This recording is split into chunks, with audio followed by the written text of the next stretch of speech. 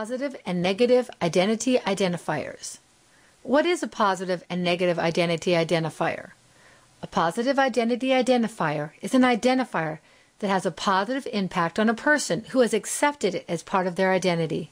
For example, there was a young boy whose school mascot were the valedictorians. This boy identifies himself as a valedictorian in his mind and adds it as part of his identity. The impact of this identity identifier leads him to the future where he studies hard, trying to live up to that part of his identity. And years down the road, he graduates as a valedictorian of his high school.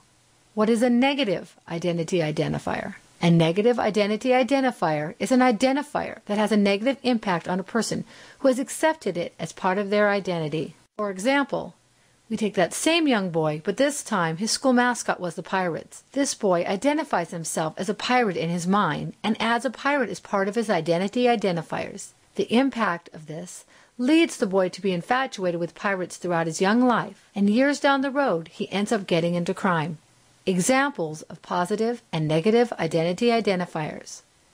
Positive educational toys, negative violent toys. Movies with a win-win story theme.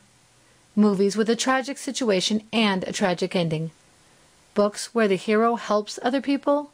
Books where the hero hurts other people. A favorite song that expresses love and caring. A favorite song that expresses hurt and anger. Positive effects of positive identity identifiers.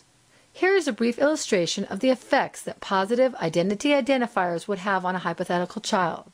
Here we have a boy in a two-parent family with a sister he looks up to. He identifies himself with his father as another male in the family.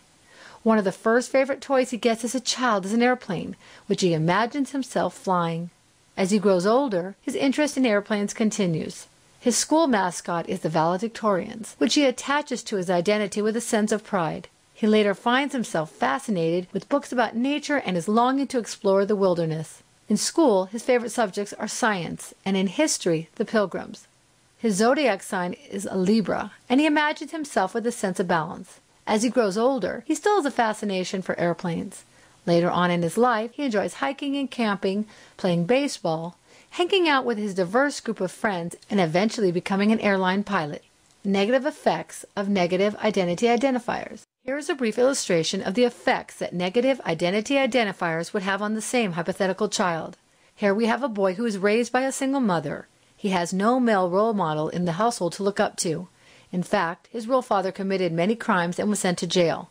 The boy became angry with the police for taking his father away from him. One of his first favorite toys was toy army men, which he imagined himself shooting in battle. Later, his interest shifted to comic superheroes, where he imagined himself fighting for justice. His school mascot was the Warriors, which he quickly and easily identified himself with.